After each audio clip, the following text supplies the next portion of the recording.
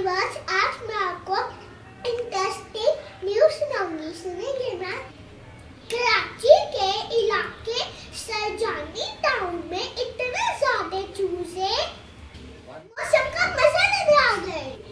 हैरत की बात है, किसी को नहीं पता चला कि ये चूजे आसमान से टपके या जमीन से निकले।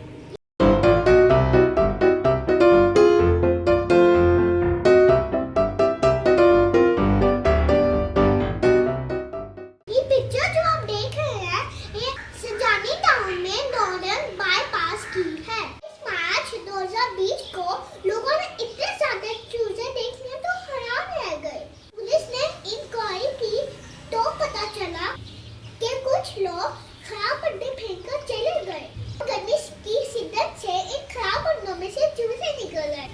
और आप परेशान मत हो, ये अल्लाह ताला का खूबसूरत किस्म है। और बस, अगर ये खबर सोशल मीडिया के